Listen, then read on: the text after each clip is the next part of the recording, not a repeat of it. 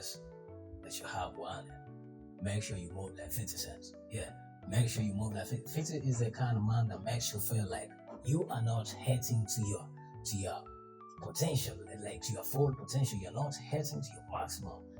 Tell me how this nigga goes and went and bought the hangover, the place, the house, or whichever place that Jim Jones, Minor, and Fabulous were filming the podcast in. Yeah, he bought the whole place. Like, he posted up and said, "Oh, me and Sam are partners, so you owe me rent. You either pay the rent or move out."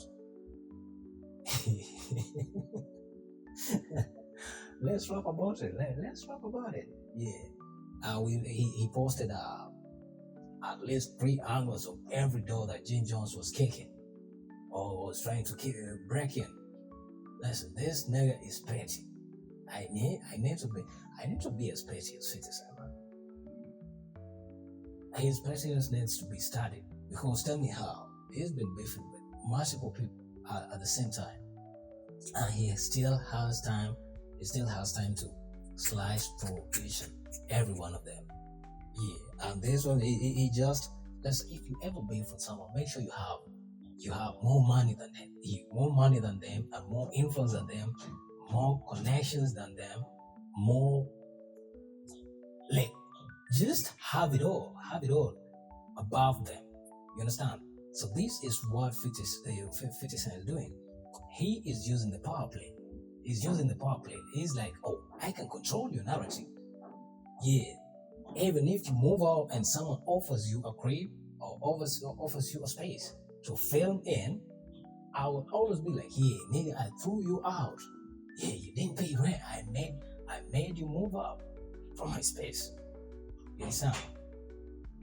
That's the level of pettiness this nigga has. So he dropped a statement. Just after that, he dropped a statement and said,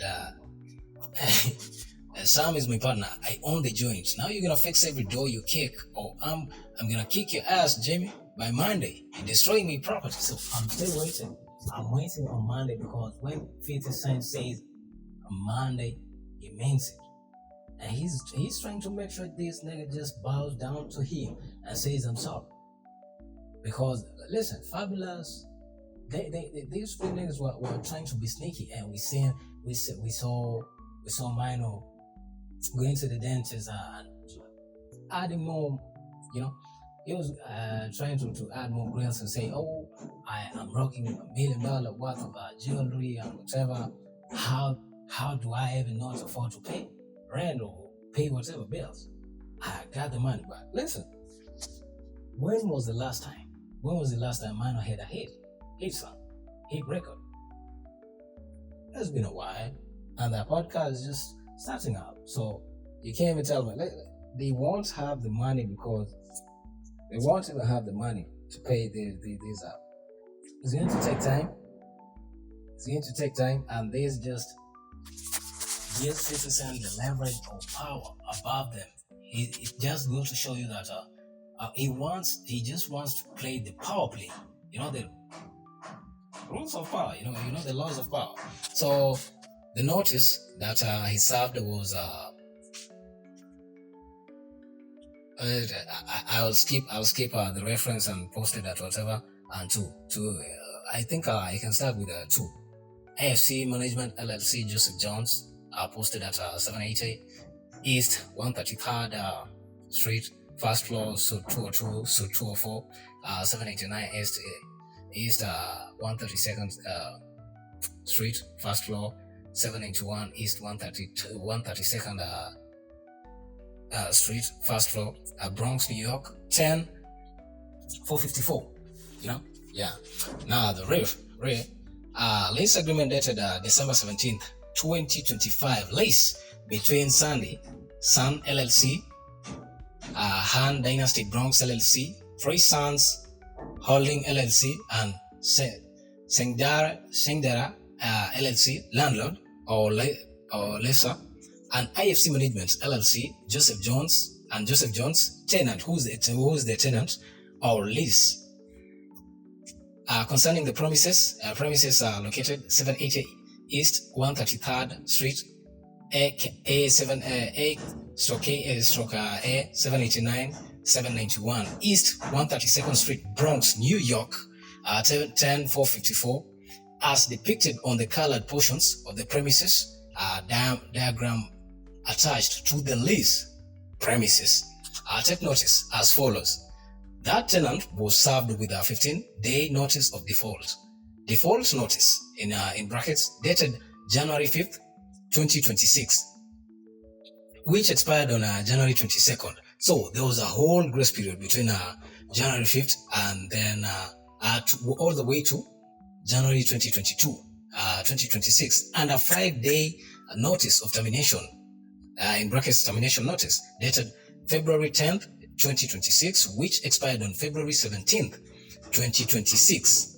So again, there was a whole grace period between February 10th, 2026, all the way to February 17th, 2026. Number 2, that tenancy at the premises has been terminated.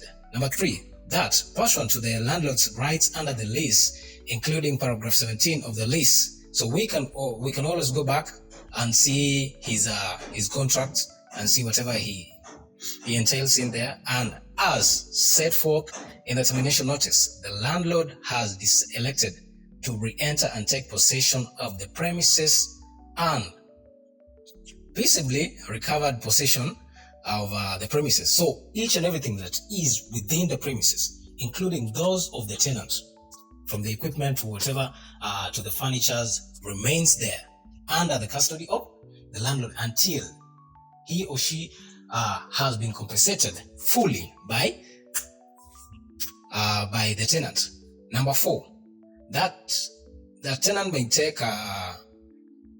tenant may make arrangements with landlord to coordinate the retrieval of tenant's property from the premises. Of course, that's after compensation or payment of any balances.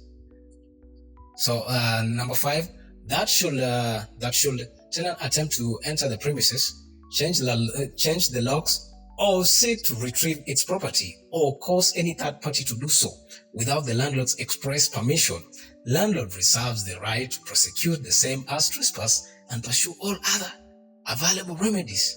That's what Jim Jones was doing last night. That was what Jim Jones was trying to do. He was trying to kick those down. He was trying to kick those down, bro. That number 6, that to coordinate the retrieval of tenants' property from the premises must conduct Rubber Enterprises LLC. I guess this is related to 50 Cent. I'm pretty sure. Trust me. So 50 Cent is playing the game of chess with this whole issue. It's like you have being in a fight and then you don't throw punches. You just cut your opponent's arm. Yeah, you cut his arm, or you just shoot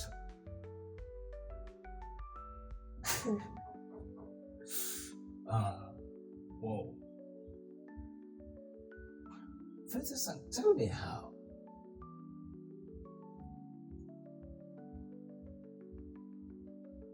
I need to make money. I need to make some serious money.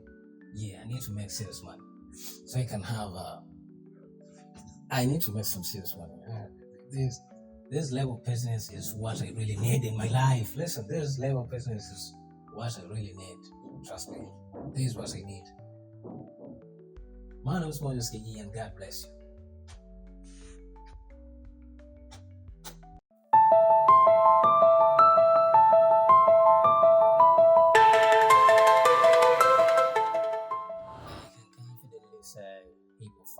Eating good. They are having blast. J. Cole. A few weeks ago, we had J. Cole drop his album, The Fall. A day ago, we had Baby King drop album. And one thing that caught people's ears is that Kendrick Lamar verse on a song called Good Flats. Yeah, it's relationship centered. The song is the record is relationship centered. And he addressed the young thug jail calls to his girlfriend Mariah the scientist. They was gossiping about next in the industry, and friends and all that, you know. So Kendrick says, "There's no harm in gossiping with your girlfriend. Everyone does that. Every other man does gossip with their girlfriends. Of course, I do that. Any other man does. And listen, we all love that petty shit, petty little things in the relationship. That's what keeps the relationships going. Actually, you can't be talking facts off proud a relationship. A 2 year relationship, y'all's talking about facts. No, you can always gossip once or twice. So he dropped lines and said, to be honest, niggas love too. Shit, I gossip with my bitch like I'm Young Thug too. Yeah, listen, every nigga, be it a street nigga, be it a business nigga, muggles, or everyone gossips with their girlfriend or wife or whatever. So there's no secret. I think Thug was in a vulnerable situation or position where he really needed. When you're in jail, you always want at least one or two people you can talk to. And when you just have one solid person you can talk to like every day, and they telling you what's happening on the outside world, you tell them whatever's happening inside the prison walls or within the prison walls.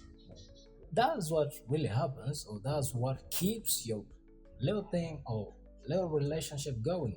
So Thug might have got some salvation because coming from Kendrick Lamar, there's just salvation to him.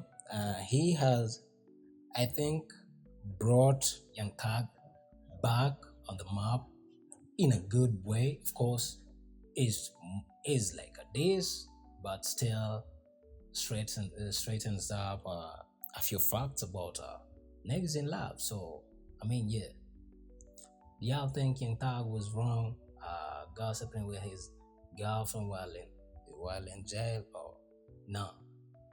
My name's Marcus K.E. and God bless you.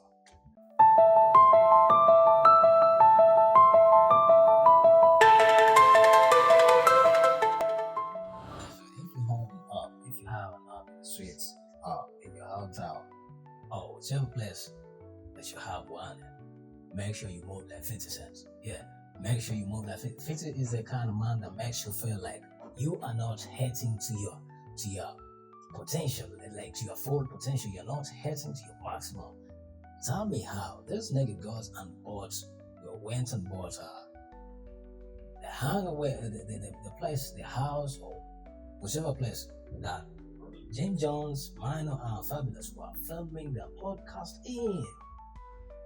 Yeah, he bought the whole place. Like, he posted up and said, "Oh, me and Sam are partners, so you owe me rent. You either pay the rent or move out."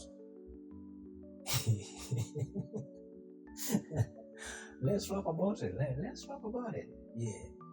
He posted at least 3 angles of every door that Jim Jones was kicking or was trying to break in. Listen, this nigga is petty. I need to be as petty as 50 Cent, man. His pettiness needs to be studied, because tell me how he's been beefing with multiple people at the same time, and he still has time. He still has time to slice through each and every one of them. Yeah, and this one, he just, if you ever beef with someone, make sure you have more money than them, and more influence than them, more connections than them, more, like, just have it all above them.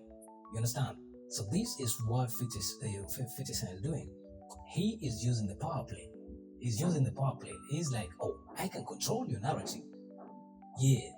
Even if you move out and someone offers you a crib or offers you a space to film in, I would always be like, yeah, nigga, I threw you out. Yeah, you didn't pay rent. I made you move out from my space. You understand? That's the level of pettiness this nigga has. So he dropped a statement. Just after that, he dropped a statement and said, Sam is my partner. I own the joints. Now you're gonna fix every door you kick, or I'm gonna kick your ass, Jimmy, by Monday. You're destroying me property. So I'm still waiting. I'm waiting on Monday because when 50 Cent says Monday, he means it. And he's trying to make sure this nigga just bows down to him and says I'm sorry. Because listen, Fabulous, these three niggas were trying to be sneaky, and we saw Mino going to the dentist and adding more, he was trying to add more grills and say, oh, I am rocking $1 million worth of jewelry and whatever. How do I even not afford to pay rent or pay whatever bills? I got the money back. Listen, when was the last time Mino had a hit song, hit record? It's been a while, and that podcast is just starting out. So you can't even tell me they won't have the money because they won't even have the money to pay these out. It's going to take time. And this just gives 50 Cent the leverage or power above them. It just goes to show you that he just wants to play the power play. The rules of power. The laws of power. So the notice that he served was I'll skip the reference and post it at whatever. And two, I think I can start with 2.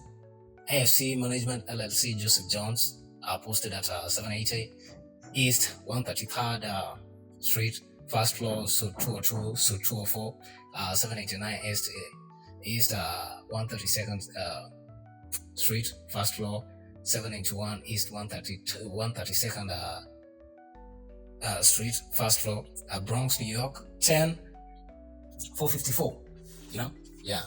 Now the lease agreement dated December 17th, 2025. Lease between Sun LLC, Han Dynasty Bronx LLC, Free Sons Holding LLC, and Sengdara LLC, landlord or lessor, and IFC Management LLC, Joseph Jones, tenant, who's the tenant or lease. Concerning the premises are located 780 East 133rd Street, A789 791 East 132nd Street, Bronx, New York, 10454, as depicted on the colored portions of the premises. Diagram attached to the lease premises. Take notice as follows. That tenant was served with a 15-day notice of default. Default notice in brackets dated January 5th, 2026, which expired on January 22nd. So there was a whole grace period between January 5th and then all the way to January 2026, and a 5-day notice of termination, in brackets termination notice, dated February 10th, 2026, which expired on February 17th, 2026. So again, there was a whole grace period between February 10th, 2026, all the way to February 17th, 2026. Number 2, that tenancy at the premises has been terminated. Number 3, that pursuant to the landlord's rights under the lease, including paragraph 17 of the lease. So we can always go back and see his contract and see whatever he entails in there. And as set forth in the termination notice, the landlord has elected to re-enter and take possession of the premises and peaceably recovered possession of the premises. So each and everything that is within the premises, including those of the tenant, from the equipment to whatever, to the furnitures, remains there under the custody of the landlord until he or she has been compensated fully by the tenant. Number 4, that the tenant may take The tenant may make arrangements with landlord to coordinate the retrieval of tenant's property from the premises. Of course, that's after compensation or payment of any balances. So number 5, that should tenant attempt to enter the premises, change the locks, or seek to retrieve its property, or cause any third party to do so without the landlord's express permission, landlord reserves the right to prosecute the same as trespass and pursue all other available remedies. That's what Jim Jones was doing last night. That was what Jim Jones was trying to do. He was trying to kick doors down. He was trying to kick doors down, bro. That number 6, that to coordinate the retrieval of tenants' property from the premises must conduct Rubber Enterprises LLC. I guess this is related to 50 Cent. I'm pretty sure.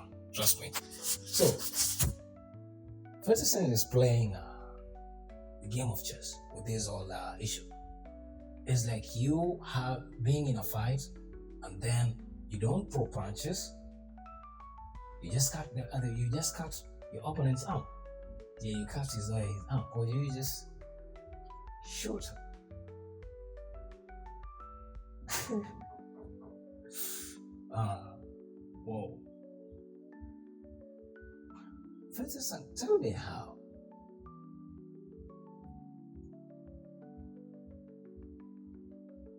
I need to make money. I need to make some serious money. Yeah, I need to make serious money. So I can have I need to make some serious money. This level of business is what I really need in my life. Listen, this level of business is what I really need. Trust me. This is what I need. My name is Moses Kiki, and God bless you.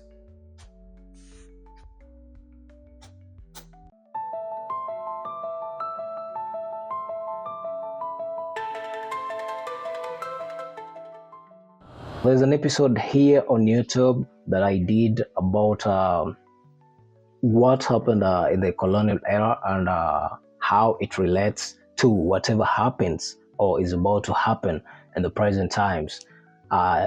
Matters related to Africa's resources and minerals. So, Russia claims that the French authorities or the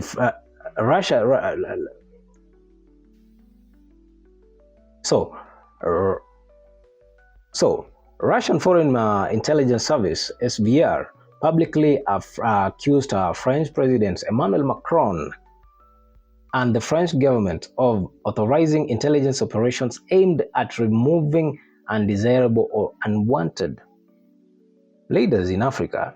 You know the goal. Unwanted or undesired. In quotes, unwanted or undesired. What does this mean? So basically, in Africa, this is what the white man always wants. A leader they can manipulate and tell them what to do. You understand? But as they find you hard-headed, as they call them, you become a problem because they want someone they can control. At the end of the day, they want someone who they can say, hey, go there, take this person down, take this or whatever, give us this, take this, give us whatever. But when they find someone like Ibrahim Traore and some other, the Namibian president, these are people who are principled and know the future of their countries and protect their resources to the maximum. You know? So, they are basically saying all those leaders that don't want us to control them or are refusing our presence in their countries, we need to remove them from power. We need to destabilize the countries. We need to do this and this and this and this and this and this so that they are no longer in power. So we can take over maybe the operations. And the allegations were made in an official SVR statement in early February 2026. Just this month. Russia claims France is pursuing these plans in parts of West and Central Africa, especially in the Sahel region, including countries like Mali, Burkina Faso, and the Central African Republic. I told you, Burkina Faso is on the list, Mali is on the list, and the Central African Republic. Some reports also link these claims to alleged destabilization efforts and coup support. If this is what happens, these guys come and say, check or what's happening. Typical CIA movies, if you watch movies related to the CIA, this is what happens. They come to your country, find you very peaceful, doing your thing. The countries are stable, the economy is stable, politics are like stable, like everything is okay. And they say, they discover like, we have minerals, we have oil, we have gold, we have whatever, we have diamonds. What do? Let's fund the opposition, or let's fund rebel groups to cause havoc, to cause chaos in the country. Amidst all that, they bring a peace plan. You understand? They bring a peace plan. Okay, we will come in and help, but this is what we will want. This is what we want in return. We'll give you arms. So they fund a war they started. You understand? They fund a war they started, but they are funding it from the arms trade, because they themselves are the ones that will sell guns and bullets and all that, and anything related to war to the rebels and to the government. So the money they bring in as aid is simply the money from you guys. You understand? So basically, that's just what happens. The accusations come, and amid rising hostility in the Sahel region, where Mali and Niger have repeatedly accused Paris of training and arming terrorist groups in an effort to restore its influence in the former colonies. Remember, Mali and Niger chased away French troops from their countries. Yes, they say, no, we are now independent and we are okay. Why are you in our country? We are not in your country. I've never heard the Kenyan Defense Forces have stations in France or the USA, or camps in France or USA. Why would they have camps in our own countries, in their own country, in Mali and Niger? So they just away French troops from their countries. Following a deadly airport attack in Niamey, Niger's junta leader accused France and regional allies Benin and Cote d'Ivoire of sponsoring the assault. So basically, there's always countries that don't see. Just like in class, we can't all be attentive to the teacher, or we can't see what will come tomorrow. You understand? There's always one person who lingers on today or yesterday. They're like, this and this helped me, so I'll stick with it. They don't want to learn a new thing. So we've seen repeatedly, claims, there have been claims that Cote d'Ivoire and Benin are still with foreign powers, and they are still being controlled. So that's why you see things like this. And trust me, in the near future, if African leaders ever find a way of just staying independent and using the resources to maximize production within their borders without any foreign influence, Africa will be a powerhouse by 2060. But if this trend of we've seen this trend of the Americans, whatever, the Europeans coming in, Russia, I've seen Russians also come in, the Chinese are coming into Africa. By 2060, trust me, Africa will have been colonized the second time. Yeah. And they are no longer coming with aid. They are coming, they are going back to Africa with investment plans. Yeah, they want to invest.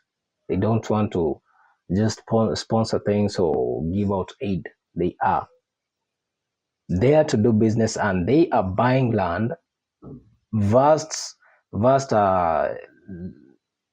acres, acreages of land, and owning huge properties within those countries or within those African countries. So it's just a matter of time before they own half of a country or three quarters of a country without the country knowing, because the leaders are always dumb, as I may put it.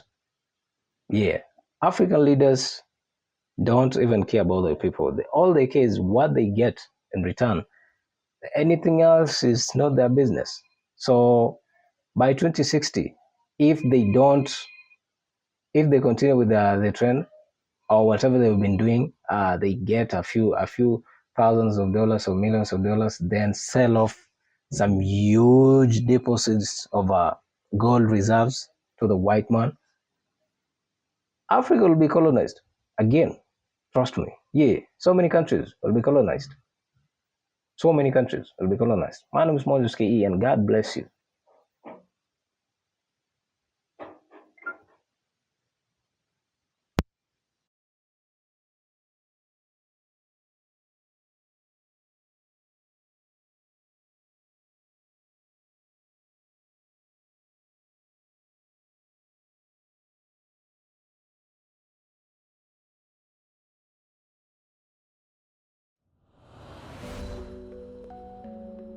Men are fentanyl, they are always over there. So I don't know how or whatever criteria they use to categorize African countries as unsafe.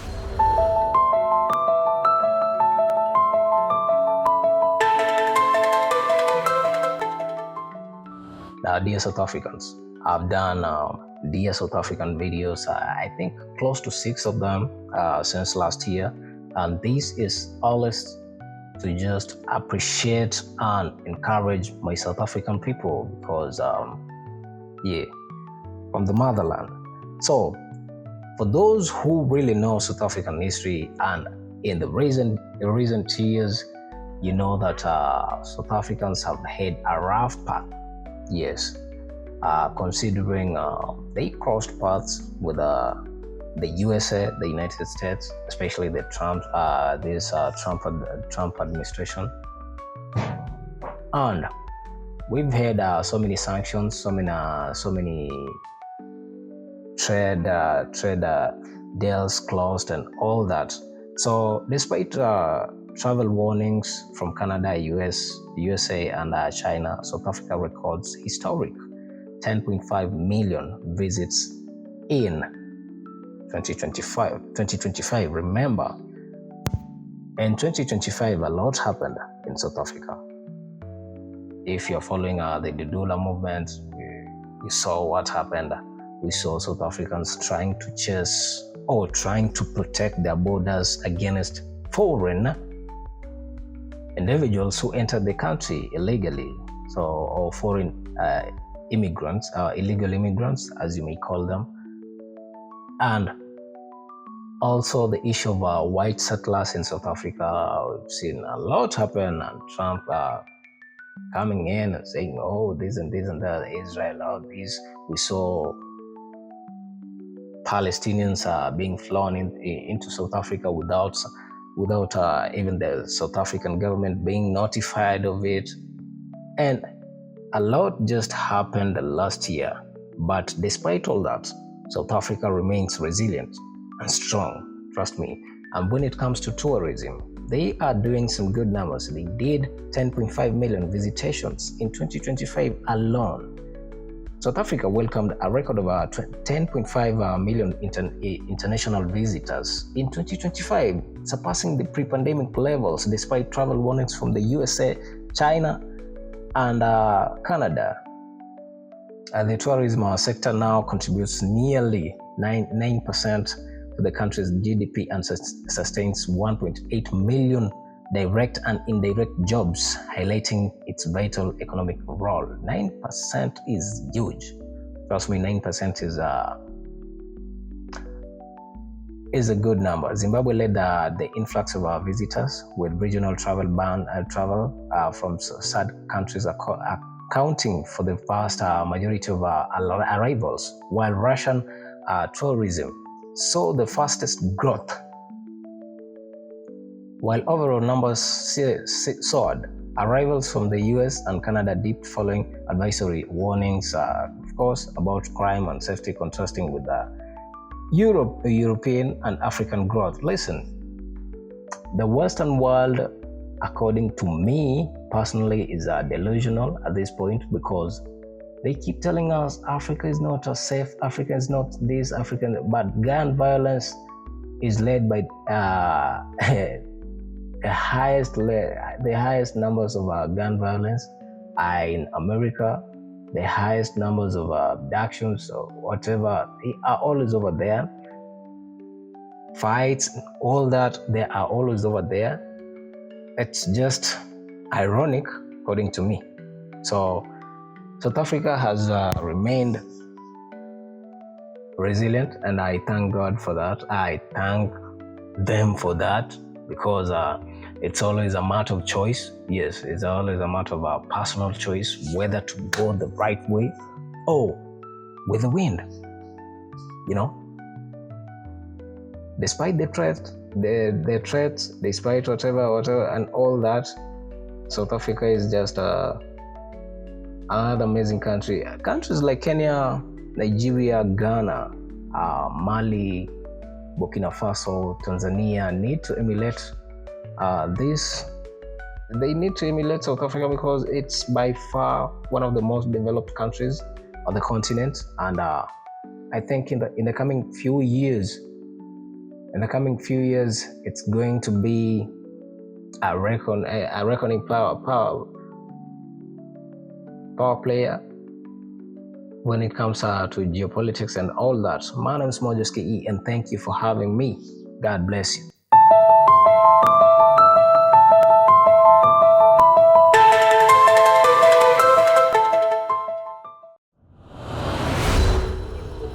Condoms in 3 days, smaller. And who are they having sex with? Because they left their people at home. Most of them are married.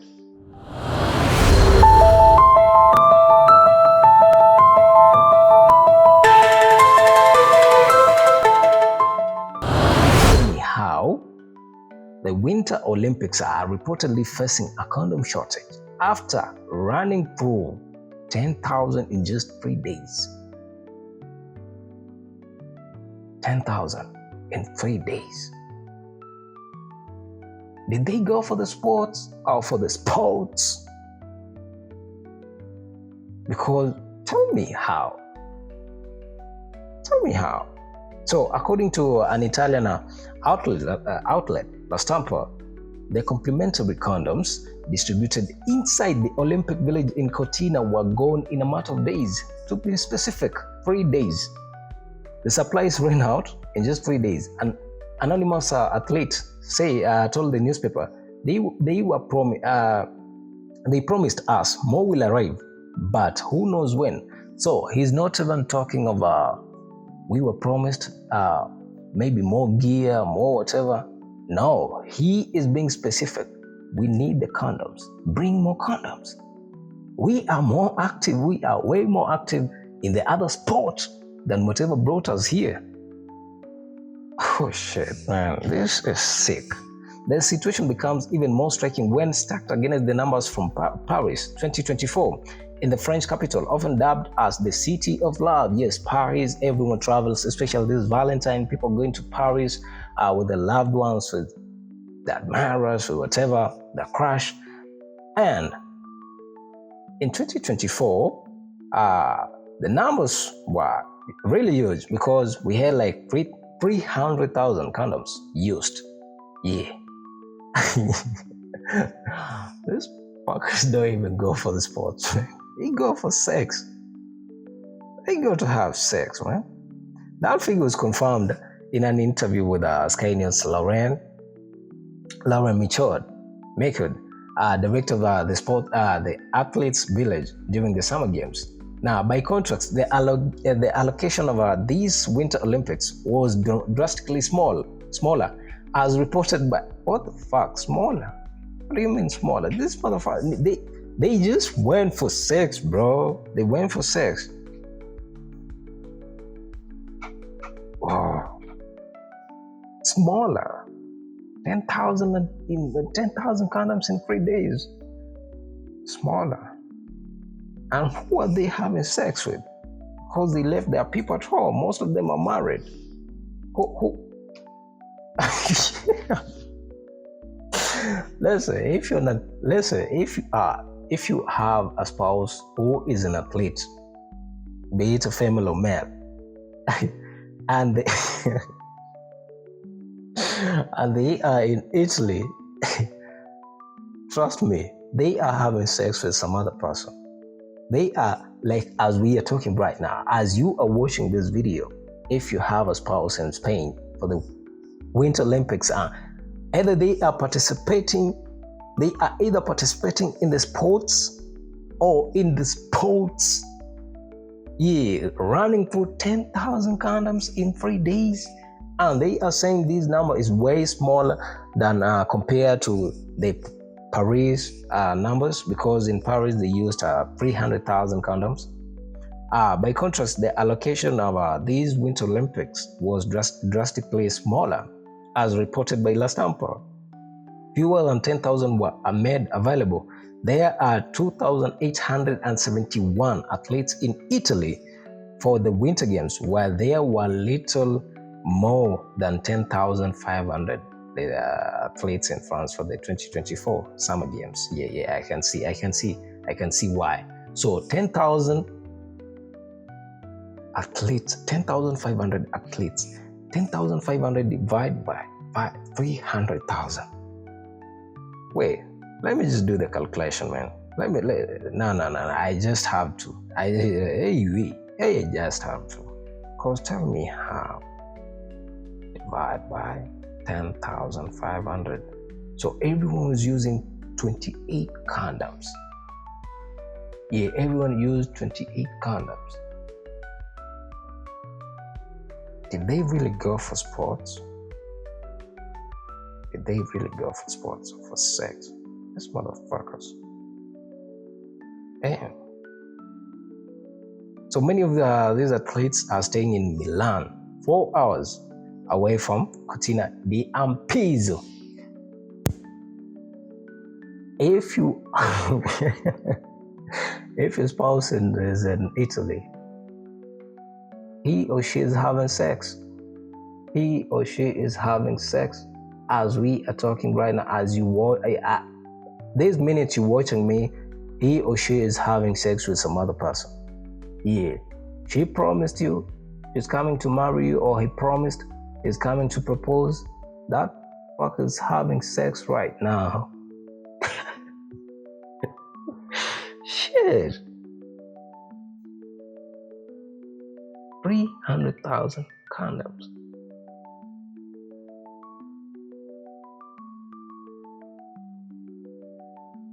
Did you really go for the sports? For the sports? Fuck. Shit, man. This is sick. My name is Moses K.E. and God bless you. God bless you. God bless you. This is sick, man.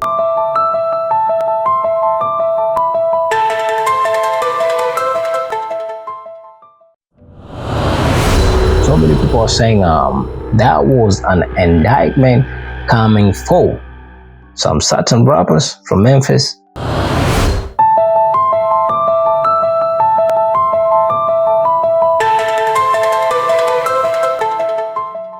It's been 4 years since we lost Young Dolph. May God rest his soul in eternal peace and continue blessing his family wherever they are. God bless you. My name is Moses K.E. and welcome back to today's video. So for those who don't know me, I'm a YouTuber. I'm always on this internet thing, doing my thing. This is where I hustle and do something.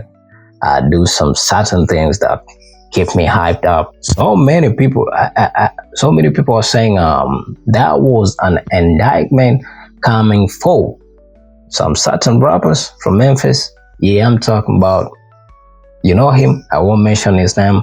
But then, Young Dolph's murder, the final suspect connected to his death is said to take a plea deal. Oh shit!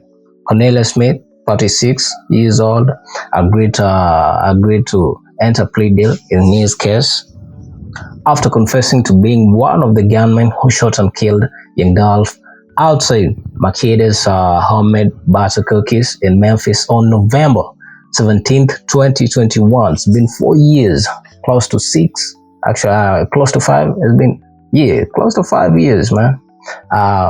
Smith is expected to take a plea deal, to plead guilty, but before he does, details on where he will be housed with the Tennessee Department of Corrections for his incarceration need to be confirmed. The court hearing for Smith to enter his guilty plea is scheduled for March 30th. That's like a month from now. Cornelius Smith is one of the three men who were arrested, and they had their day in court for their role in the slain rapper's death. In 2024, Smith confessed in participating in the shooting alongside Justin Johnson, with the expectation of receiving $40,000 each year for killing Young Dolph. Smith testified against Johnson at the latter's 2024 trial. Remember, Justin Johnson was tried a year ago in 2024, and they told the court they were sent to kill Young Dolph as a hit put out by Big Juke, the late brother of Young Yogurt. Whoa, yeah, the name just came up. I didn't say. Remember when I did a video? I did 2 videos about this whole case. I think that was like last year. No, not last year. The other year, I think it's 2024. Yeah, when Big Juke was shot. So Juke is Yogurt's brother, and his life was taken away, man. As reparation, you know what happens in the street when people think, or it's reported that you put out a hit on some other person. So Duke lost his life basically because it's reported and was confirmed that he put out a hit on Young Dolph for $100,000, I guess. Yeah, because they were taking $40,000 each. Yeah, and they were 3. So that's how the streets operate. But at the end of the day, why are we losing lives, man? Why should we continue losing lives to the streets? There's nothing left in the streets. 21 Savage came out recently and said, F the streets. And people are furious. Yeah, people are really furious. I saw rappers get furious. Say, what do you mean F the streets when the streets made you? What do you mean F the streets when you came up the streets? Man, listen. Once you make the money, once you make you get the influence, you make the connections. Why are you still in the streets? Why would you be still in the streets, risking your life and those that you love, your whole family and friends? Why would you be in the streets at 40 years old, or let's just say at 35 years old? You are not supposed to be in the streets anymore. Yeah, you're not supposed to be in the streets at 35 years old. Take care of your family, take care of your people. Off the streets. Move to another state. Get your things right, get your life straight. Let's talk with this all straight, or the real estate real estate.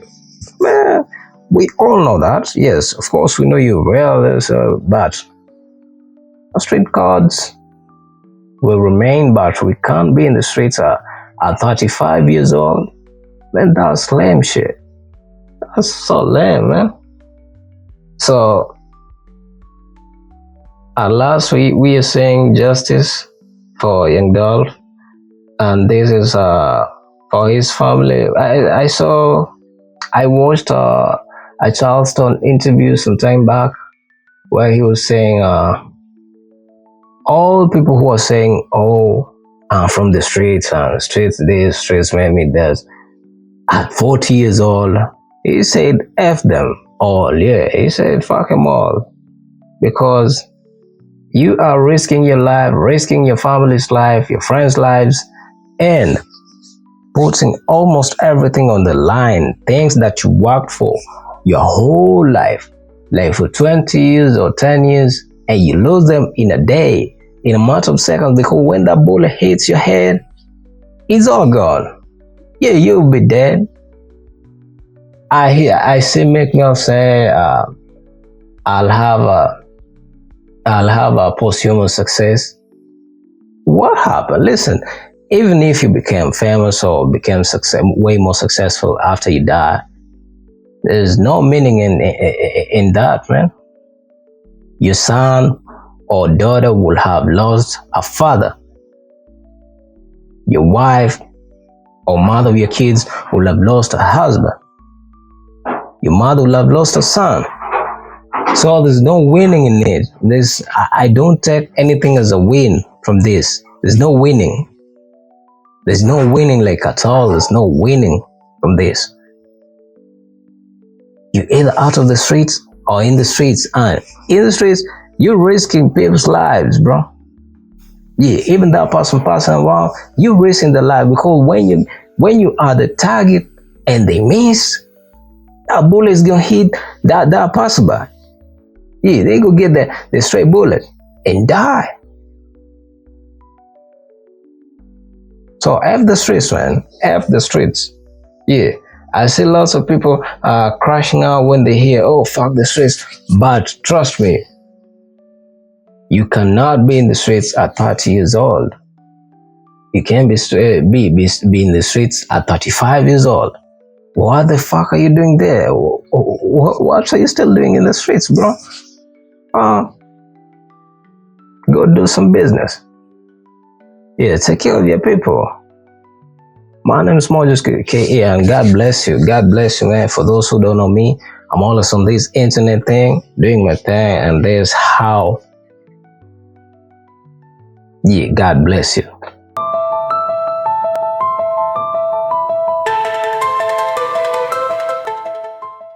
Question about Santa Fe Institute. The world economy and your body are both comprised of little systems interacting with each other and making one big system. This is what's stunning for all the little guys out there, the populist movement, the little guys that haven't had a pay raise in 30 years. They think that these elites, have everything. The guys in the room making the decisions, the party at Davos guys. You're sitting there, you don't think many people today really understand the complexity and really all the moving pieces and how they interconnect to the world's financial system. No, not only don't they understand the complexity, and that goes back to Santa Fe Institute was an attempt of trying to see if there was a way to mathematize, formularize, or algorithmically understand what the term complexity means. That goes back to the original question. Complex systems are complex by definition, but there's not necessarily, it's not one level of complexity. As we might say, well, our fingers are complex, the movements, the muscles of our hands, but it's not as complex as the blood system. Now I have a circulatory system. I have systems on top of systems, so that there's no one group of or person that really understands the way the body works. There's no one group that understands the way the financial systems work. You might understand U.S. bond market. Now, you've asked about the trader, long-term capital. That was a bond fund, very small part of this very complex system. So the goal of the Santa Fe Institute was to see, is there a way to get in, somehow understand how complex systems interact? Fast forward, Steve, to today, where Google and these other engine companies, the other tech companies, are trying to build artificial intelligence. The strangest thing that they found, one of the strangest things, is that the systems that they design, this artificial intelligence, which a lot of people have heard about, is they design a bunch of systems. They're called neural nets. Terms simply taken out of brain work, neurons in the brain. Nets because they actually look like a net. They put in some inputs. The computers work, spit out an answer. Sounds normal to you. It's because you're thinking about that calculator you had in 1976 on your desk. When you ask the person who designed the system, how did it come to that answer? How did your neural net, can you show me the calculations? They say, no, we don't know. We don't know how the thing we designed actually came up with that answer.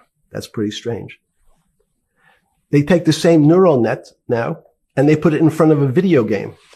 No learning, nothing. They said to the computer, they say, sit in front of your video game and learn how to play. It seems the computer learns better than any human in history, faster than any human in history, beats any human in history. But when you ask the designer, how did it do it? No one knows. It just did it. So that's the first little touch of things that we already have gotten to a place where we don't understand it and we built it. On Sunday afternoon, September 14th, 2008, where were you? Sorry? It was the night they put Lehman Brothers in bankruptcy in London. I was in jail. Seriously? Yes. So the financial crisis of 2008 happened when you were in jail? Yes. Oh, this is going to be so amazing. This is going to be so amazing. I take it you didn't have your Wall Street Journal dropped off to you in the morning, your Financial Times. No. How did you hear about because I want I forgot about this, but yes. I'm trying to this is going to be amazing. Let's go back and do that again. Sunday afternoon, because I want to find out about people, the geniuses understanding the complexity of the financial system. Because I think the best example we have is the financial crisis, the crash of 2008. Sunday afternoon, September 14th, I think it was, 2008, is when they were working feverishly in Midtown Manhattan at the Lehman Brothers offices and at various law firms around town, and with the Secretary of Treasury in the Federal Reserve, what they're going to do with Lehman. They decided they weren't going to save it. And so they prepared to put it into bankruptcy at the open of the market in London the next day. How did you hear about what was going to happen to Lehman Brothers, and what did you immediately think when you heard they was going to be put into bankruptcy? I'm glad you asked that question. I was in solitary confinement September 14th. And again, some of the public stories about the wonderful time I had in jail and my work release, which didn't come till months after. I'd been there since June in an 8x10 cell with a bed in the back, a 6-foot bed in the back, a chrome sink with a toilet attached to it, and a little piece of metal sticking out that was supposed to act as a table. Now, since I was in jail, there were no books. Why? There's no library. No library, but you're in jail.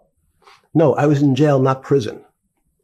So in jail, I was in a place which is called the Special Housing Unit, which is for the roughest, toughest, meanest people. They had put me there, they said, for my own protection. So I was in a 8x10 cell with a little slit in the door where they would serve my food on a tray about 9 inches by 4 inches. And then as soon as I finished eating, they would take the tray and close it down. And one of the guards said, do you understand there's Wall Street's crashing. I'm worried about my pension fund. What should I do? And I said, sorry, Wall Street's crashing? What's happened? And he said, there's some crisis and some companies are going bankrupt. I said, are you sure? And he said, yeah, it's all over the papers. We're all terrified. We're going to lose our life savings because we have either a 401k or our pension funds. We don't know anything about money. Mr. Epstein, can you tell us, what's going on? Am I going to Am I going to be able to afford my children's education? Am I going to be bankrupt like this company called Lehman Brothers? And there's another company in the front page today called Bear Stearns. Oh no, I said. Why? Because that's the company I was a partner in. And in fact, that was a company I had a very large investment in. So, as a great story, I didn't have my Wall Street Journal, but in the early mornings, you're allowed to make 2 phone calls, collect. And when you pick up the phone, you can dial a number, and when the person picks up, they say, you're getting a call from the Palm Beach County Jail. Will you accept reverse charges? And the person either says yes, and the call goes through, or the person says no. The person I had called was Jimmy Kane, the president of Bear Stearns. And I said, tell me what's going on. And so that my knowledge of the financial crisis happened with Jimmy, who was at the center of the storm, telling me about what Lehman had gone under. And they were trying to figure out a way, should they bail out Bear Stearns? Did it strike you at the time of the mess you had made of your life to be in a situation that you're one of the greatest financial minds in the world, looked at by world leaders and asked your thinking by the most prominent and important people in the world, and here you are in solitary confinement. You got to make a collect call to somebody. Did it strike you at the time how all the threads of your life had come together and put you in a position, or you had put yourself in that position? No. So it never struck you when you had to make one of your 50% of your collect calls that day, you call the president or the head of the CEO of Bear Stearns. The biggest financial event in your life is taking place, of which one, every important person in the world would be seeking your opinion. Number 2 would be a once in a lifetime opportunity to apply your craft. Number 3, it would be a once in a lifetime opportunity to make money if you were smart. And obviously you're smart.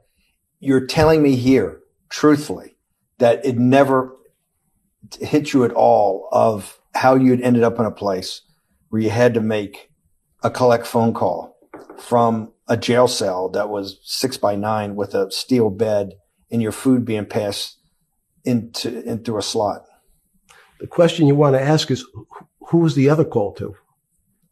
Okay. Who was the other call to? The other call was to my friend at JP Morgan, who was then, I didn't know it at the time, trying to buy Bear Stearns. So at one point, I had 2 phones. It was difficult because they're afraid people are going to hang themselves with the phone cord. So they don't actually come together and they're pretty short. So I was actually going between 2 phones talking to Bear Stearns and JP Morgan at the same time. So I found it amusing.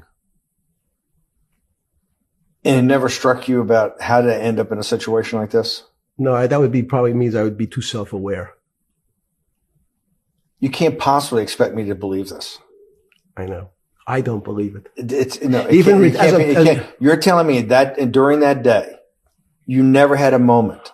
You sat there and go, what the fuck have I done with my life that I'm in a 6x9 jail cell when I should be on a trading desk, or I should be in my $250 million, greatest townhouse in New York City, taking calls from the king of Saudi Arabia, the president of China, the head of Russia, the president of the United States, to save the world's population from a financial debacle. You honestly expect me to believe that never happened?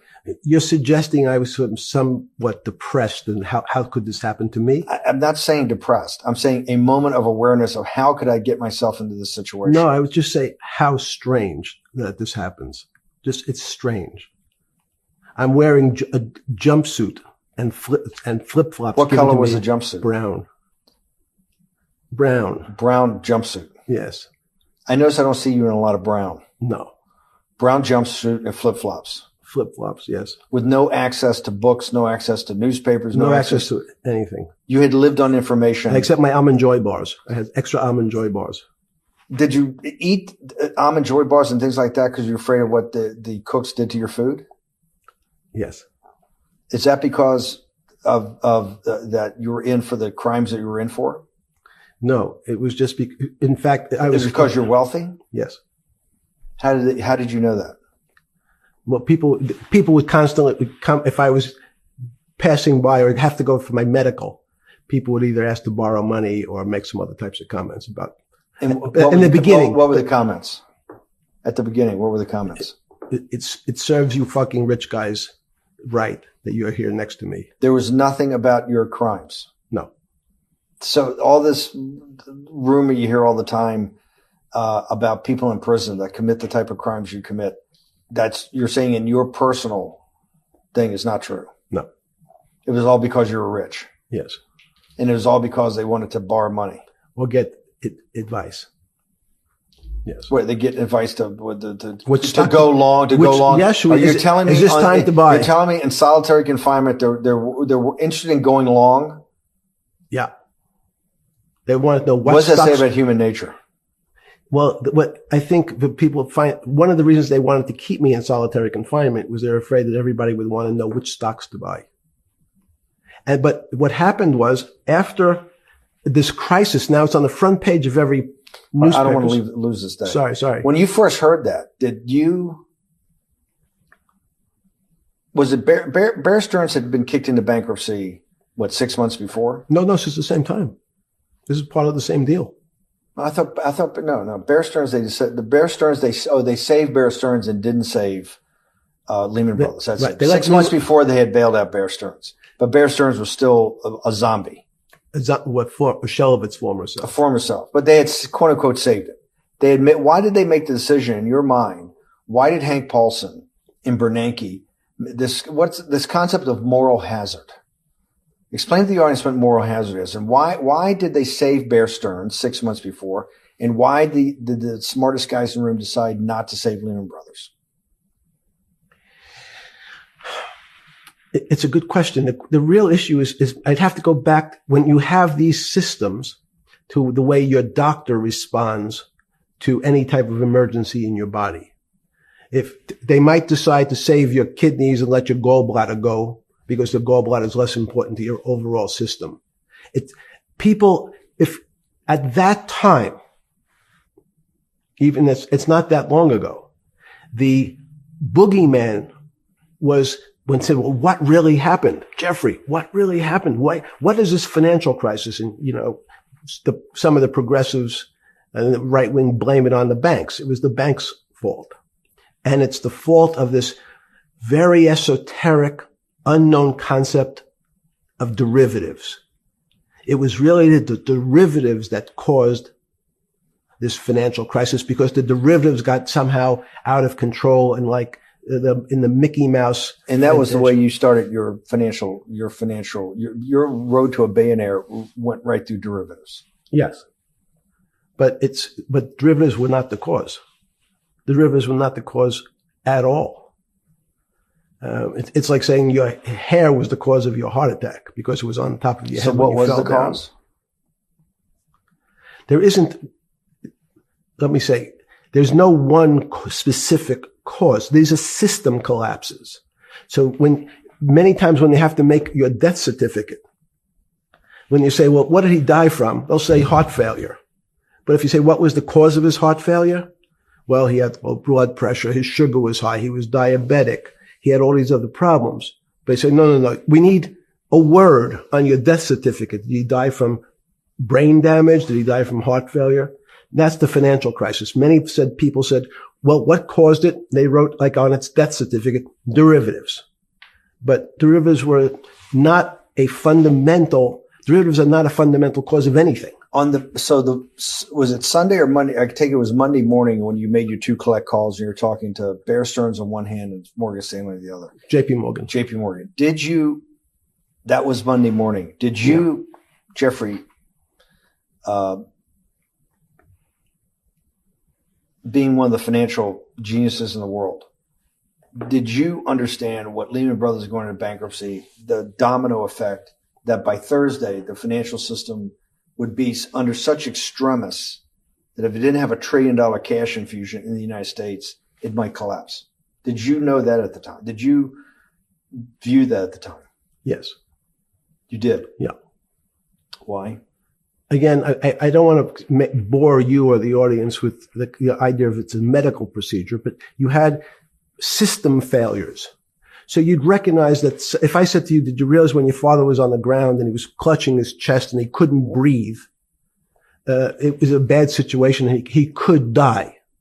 That's how I saw it. Did you immediately think about the commercial paper market? I mean, the mechanical triggers that actually you had to blow through these circuit boards. Did you know the circuits? Did you understand the circuits, or did you have a concept of the circuits that were going to get blown through? Yes, but only because of an analogy to a body. And in fact, from my telephones against the wall with my little metal wires, because the next day I talked to another person in Washington about the issues of what I thought was happening, and I made the same discussion about They were at the Treasury Department? Yes. So in a 6x9 cell the phones were outside the cell in Palm Beach County, California, West Palm Beach, Florida. West Palm Beach, Florida. This was your juice diet. West Palm Beach, Florida. West Palm Beach, Florida. West Palm Beach, Florida. You're making a call to Washington D.C. to talk to some deputy secretary of Treasury. Someone in Treasury. Right. Someone in Treasury. Right. And that does not, the night before you go to bed, it doesn't dawn on you at all. You never have a moment of self-reflection that, how did I end up on this metal cot when I should be at the center of things? No, I had a telephone. So I said, I can talk to, it makes no difference where I am. In fact, I'm still talking to the same person if I was at my home in Palm Beach. But I'm here in jail. Home in Palm Beach. I can dial my own phone. That's bullshit. No, but you can also make 1,000 phone calls. Here you got to make one, and he's got to take. Think how much better that was. I had to decide who was the right person to call. That was unusual for me because I would have called 20 people. And before. What was the advice you gave? I said, you have a sick patient, and it's very much like a sick patient in the emergency room. You can't think about it like your car. People in normal walks of life think about money and things as a machine. And unfortunately, so if your car breaks, cars are always easy to fix. My jets, my cars, if it breaks, I know it can be fixed because it simply follows the same pattern. If this part breaks, you replace the part and the thing works again. People and the financial system are not machines. They can't be fixed the same way. You can't simply take out put some more juice into the commercial paper market, and that's like replacing the carburetor on the car. It's much more, I have a patient who can't breathe, has a stomach problem, can't see, looks bleeding at the same time. What do I do first? I have to think about it as a system. Where's the most logical place? What's the most dangerous place? If your heart stopped, we have to start your heart again. In the equivalent to the money market, why do I have to start your heart again? I need to get your blood flowing. If your blood stops, you're dead. If liquidity, which is the equivalent of blood in the financial system, dries up. And what's liquidity is basically cash, putting cash into the system. Forget about what it is. Okay. Liquidity is liquidity. It allows the system, it's the blood of the system. You need to pump blood hard into the body of the economy to keep it flowing. And if you're, especially when you're worried about someone dying, you're not going to be worried about the niceties of, well, you got the shirt dirty and there was some damage. Pumping that blood, keep that heart pumping. When you talked to the person in Treasury on Tuesday, the 16th, did you get a feeling as you were sitting in your 6x9 jail cell in West Palm Beach, Florida, that they were on top of things? No, you can't. It's impossible to be on top of things. There's no such thing. It's again, the doctor watching the patient die, you hopefully have some confidence that he's seen it before. He recognizes that there are some steps he has to take first before he bandages the guy's finger or worries about what shoes he has on. So you hope that the people in charge, your doctors who are working on the emergency patient, have enough experience and, frankly, judgment to try to keep the patient alive. Did you think that they had those things, patience and judgment? They had pretty good judgment, and you needed a lot of luck, just like in the dead patient. You need to, hopefully you put that blood in and it's not too late. And you make some mistakes, but you have to know you're going to have to give it a shock. In the run up to the September crash of 2008, Yeah. I guess you weren't occupied with finance. That whole summer, how long had you been in jail? Went to jail June 30th. So the entire summer. Yes. Before you went into jail, you were still very active in the financial markets. Yes. When I say active, you trade currencies every day, you trade stocks every day. When people, I don't do any. someone like you, or you give advice to people to trade stocks or trade currencies. I don't trade every day. I think that's like Woody Allen said, you can't beat the bank. So I try to pick my spots. George Soros picked his spot when the pound collapsed. This would have been a great money-making opportunity that passed me by when I was in jail, but that's not how I think. In the run-up to that, in the spring of 2008, that's when Bear Stearns got in problems, I think, in the spring of 2008, and they decided to bail it out. Did the Bear Stearns guys talk to you for advice at that time when the big crisis in Bear Stearns? No, but see, again, unbeknownst to most people, and it's easy to blame people for the financial crisis, like you'd blame someone for giving your father the drink before he had his heart attack. But what really happened, the real enemy of the finance system was Bill Clinton. And if you ask me what and who caused the financial crisis, I would tell you it was Bill Clinton. Because of what Bob Rubin and he did to deregulate the financial system? No. Because as of the last time we had our 60-minute interview, you talked to me about home ownership. And you asked me whether everyone should own a home. And I told you, no, it's too risky. So the financial collapse of 2008 is because of hardworking African Americans, Hispanics, and whites who wanted to have a ownership stake in the society that all rests on their shoulders. They're the culprits. No, not at all. Okay, then I didn't say they were the culprits. I was pretty clear it was Bill Clinton. Okay. And why was it Bill Clinton? Because Bill Clinton wanted to get votes from those people. And he sold them the idea that instead of renting in a house, and historically the values of houses have gone up, and he said, you guys in these local communities who haven't been able to afford a house before, I'm going to show you a way. I'm going to give you a way because I'm sure I'll get your vote that you can own a house because I want your vote. So what we're going to do is I'm going to let you buy a house, Mr. Bannon, when you really, you're right on the border, maybe, or not even on the border. Your credit is not good. Okay. Let's be honest. And it's not my fault. It's not Bill Clinton's fault, but if whatever happens at the moment, your credit score or whatever it is, your credit's not good. Now, normally, There is a country where truth is more dangerous than lies.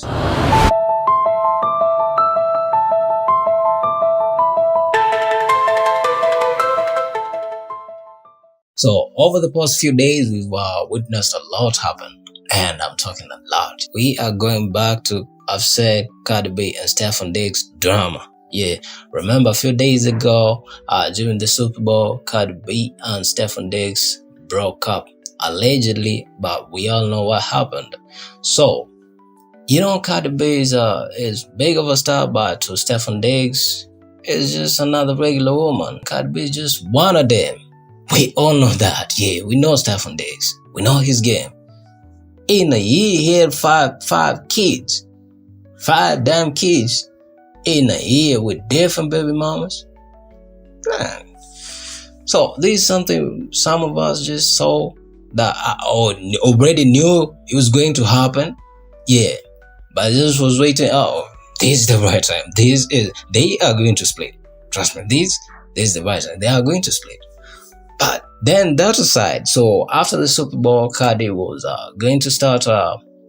Just started her Little Miss Drama tour, and on the opening night, Yes, on the opening night, she decided to tell ICE, fuck off.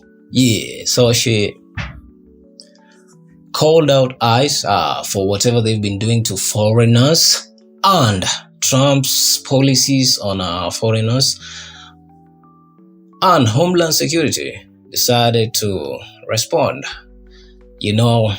And this is what security agencies do, or other government bodies do, when they know you're trying to be sneaky on them. So Cardi called them out and said if they try to raid her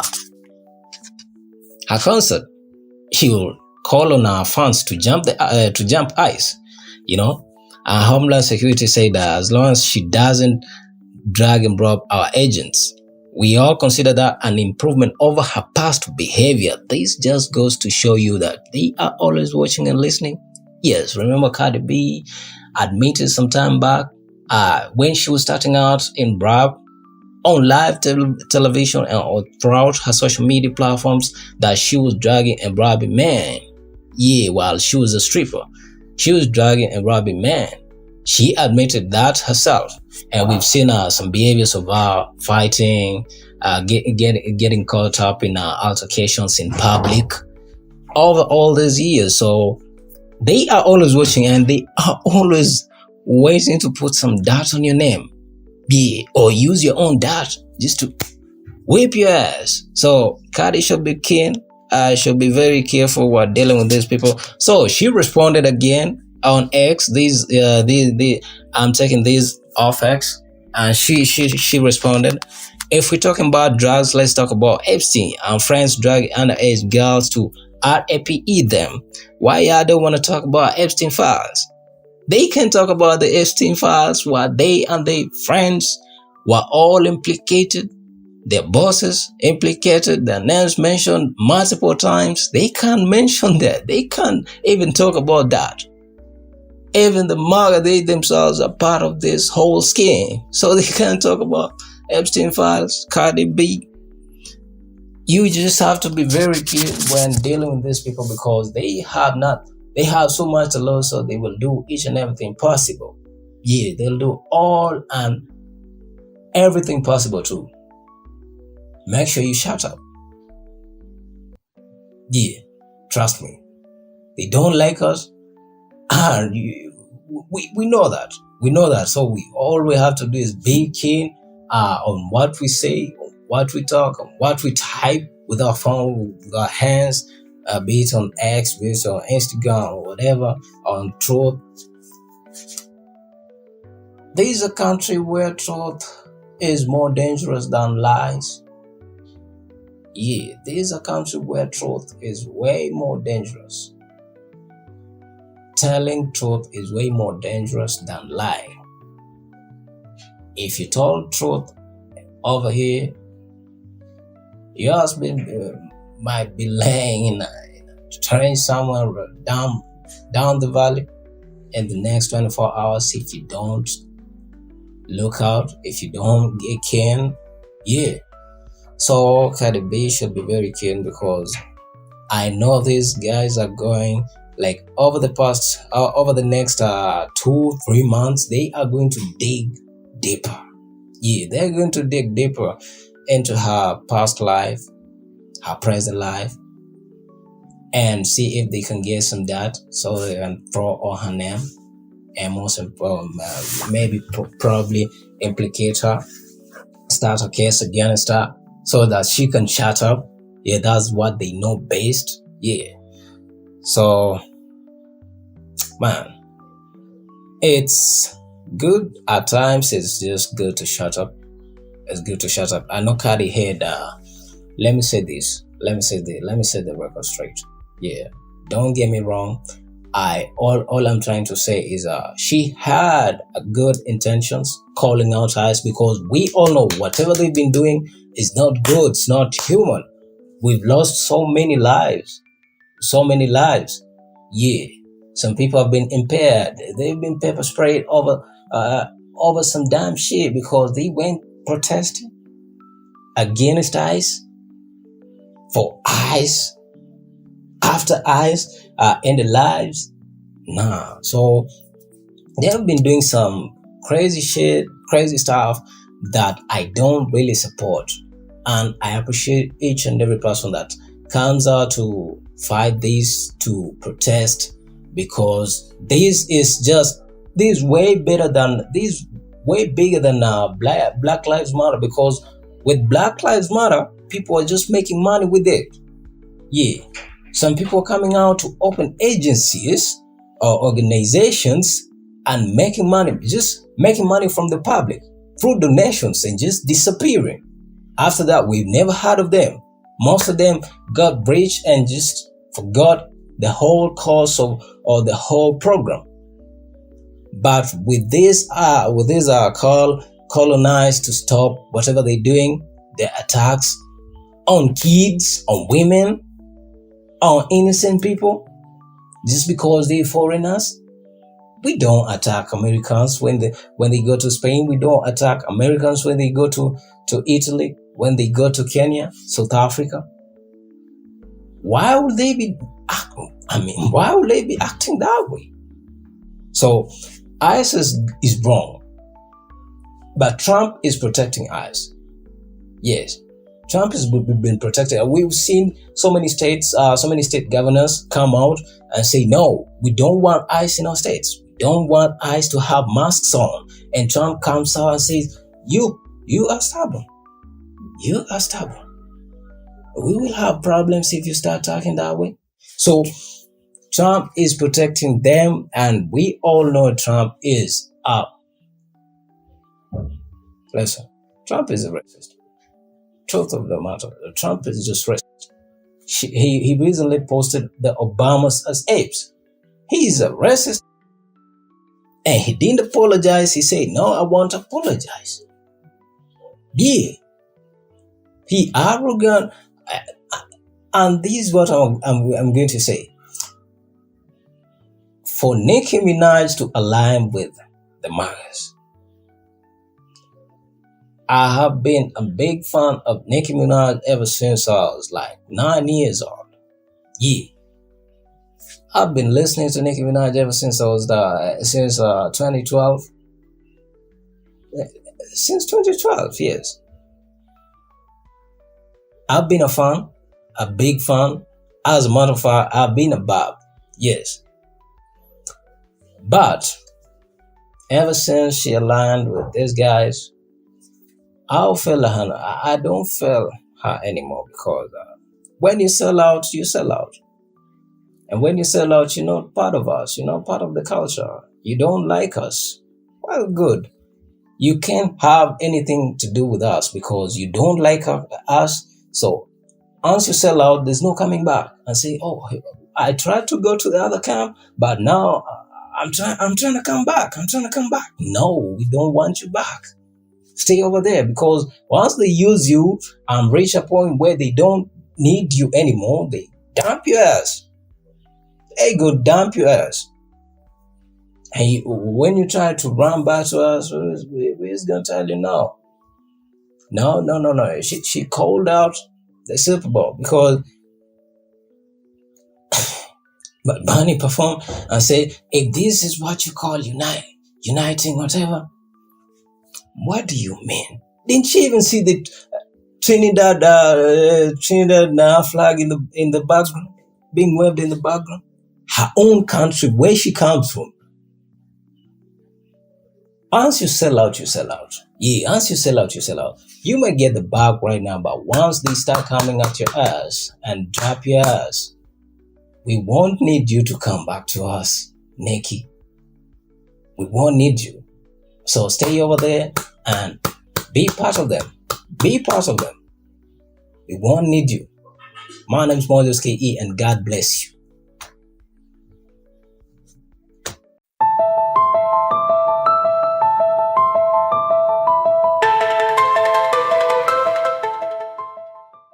So what comes to your mind whenever you hear Africa? What comes to your mind whenever you hear Africa? Yes. Before I even jump into that, recently had Morocco versus Senegal. Yes, that has trended the whole of this weekend. Whatever happened between Morocco and Senegal, we've seen hashtags trending. We've seen so many, lots of content creators and celebrities and just people all around the world reacting to this whole issue. We saw Moroccan ball boys snatching towels from the goalkeeper of Senegal. We saw a lot of disrespect from the Moroccan press team. They they walked, actually they walked out when Senegal's manager, I think Senegal's manager was about to give his own statement at the press conference. That aside, we've seen Trump. Yes, Trump wants to take over Greenland. Uh, seen NATO. He pulled out of the UN recently, and let, a lot is happening around the world. Now, back to my point. What comes to your mind when you hear Africa? Remember, Senegal and Morocco are all in Africa, but Moroccans, Tunisia, they claim they are not part of Africa. They claim they are part of Europe. You understand? But these are the same people that really wanted to win AFCON. How can you win AFCON when you are not African? I kept asking myself, why are you trying to win AFCON, African Cup of Nations, when you are not African, when you claim you're not African? That's just my point. That aside, so when Africa comes to your mind, it's always about our leaders misbehaving or getting power drunk. Yes, we've seen whatever Trump is doing, we've seen whatever he is using his power to do. That has always been a history related with America, its power thirst. You understand? But with Africa, our leaders, once they get to power, right now in Kenya, we've been seeing their presidents, His Excellency Dr. William Samoei Ruto. Yes, he's the Kenyan presidency. He's done a great job, by the way. He's done a great job. Credits to him, because no human is perfect. You understand? No human is perfect, or no leader is perfect. He's done his part. But at some point, we've seen so many promises being taken to the people that put him and his team in office, that he's going to turn Kenya into Singapore, or into Singapore status, be it job creation and job opportunities, the economy growth and all that, the employment landscape and all that. But we all know how and at what stage Kenya is. Right now, Kenya is at a developing stage. If it were a kid, it will be uh, the kid will be at a developing stage. What does this mean? It means we're creating more and more opportunities internally and are exploiting resources internally. You understand? I'm trying to say this because when we have resources and we have to get outsiders or people from outside to come to explore the resources or exploit the resources, take them out, then use them, then dump the remains on us. That's exactly what happens in Africa. We recently saw what was happening. Namibia, yes, Speed was in Namibia during his African tour, and it was said an African cannot buy gold or diamonds. An African cannot buy, a Namibian cannot buy gold or diamond, raw diamonds or raw gold, whatever that means, unless they are from outside. There are only people from outside the country or outside the continent that are allowed. You understand?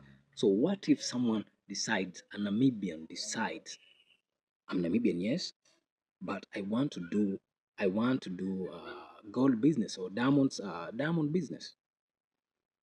Yet you're not allowed to trade. simply because you're Namibian. They want someone from outside to come, take it, go make something from it, maybe watches or whatever, bracelets, uh, necklaces, and all that, earrings, then come back. In fact, they will sell the first grades or A grades in the States, overseas, then later bring the low quality versions of the minerals back to Africa. You understand?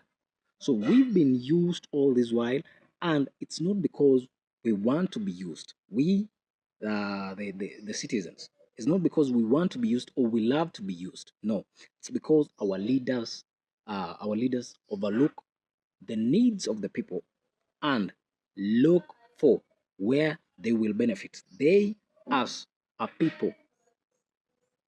You understand? Individuals. That's individual interest. How will I gain from this? How will I gain from this gold deal? For example, in Kenya, let's go back to Kenya and also South Africa. They have some of the biggest uh, gold reserves in the world. But how are they gaining from these exploits? Because we all know companies from overseas companies are the ones doing the mining and extractions. At the end of the day, they carry the gold from outside out of South Africa. They only bring back uh, the likes of the watches, the necklaces, and all that. That is now things that have been made from the raw materials, but they cannot sell. They cannot sell the raw product to the natives. So the natives cannot trade in gold in South Africa, but they have some of the biggest gold reserves. In Kenya, they recently discovered gold in a county called Kakamega County. Yes, Kakamega County is in Kenya. We have counties. So Kakamega County has one of the biggest gold reserves. It was estimated at close to $600 billion. You understand? That's a lot of money. That's a lot of money. But at the end of the day, you will see uh, companies from outside will be contracted to come exploit. But at the end of the day, they carry the whole thing, go with it, because there is one or two politicians or leaders up there in the government who have ordered that to happen. At the end of the day, they get their own share and forget about the people. They forget about the local communities that will face the effects of mining, the effects of mineral exploitation.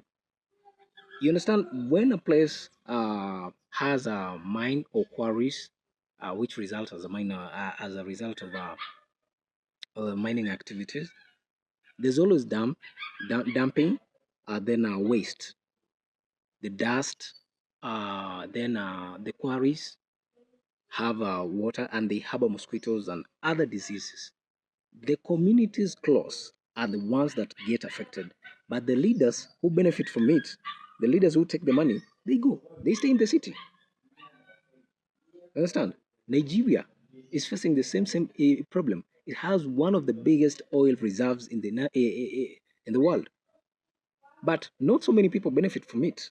Even if the oil is on your land, you won't benefit from it because there are only some few people that are contracted, and even though they extract the oil from your land, personal land, you won't get a cut from it.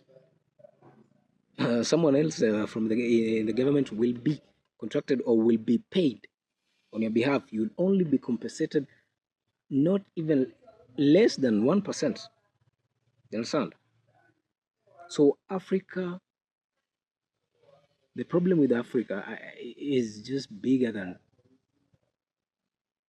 I don't know if we will ever solve this because it's a repetitive issue that we've had all these years. You understand? Each and every leader that comes, each and every leader that is elected does the same thing over and over again. No one is trying to reform the system when it comes to corruption when it comes to injustice, when it comes to unequitable distribution of resources and funds and all that, employment opportunities for the youth and you understand? Everything is done according to who knows who comes from where or which part of the country. Whether you're in Ghana, whether in Namibia, whether in Lesotho, South Africa, Nigeria, all this happens. Kenya, all these things are happening in these countries. We are having most leaders look up to leaders from outside Africa, that is, leaders from overseas. But at the same time, they overlook the failures of those leaders. We should start to look at our own failures and learn from them, so we can do better for ourselves. Because Africa is ours. Africa is our business. Africa is our own land that we need to protect. You hear, I think you've heard that Trump is fighting so hard to gain control of our Greenland simply because he doesn't want Russia and China to get access of it. He knows a war can break out anytime, and Greenland is very strategic in that.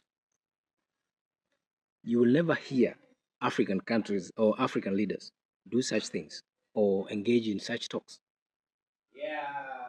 They're only interested in silly things, in corruption and exploitation of their people, and just silly things.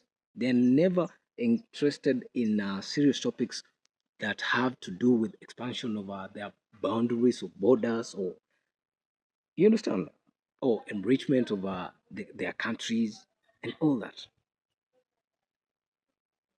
Ladies and gentlemen, my name is Mojos KE, and if you haven't been a viewer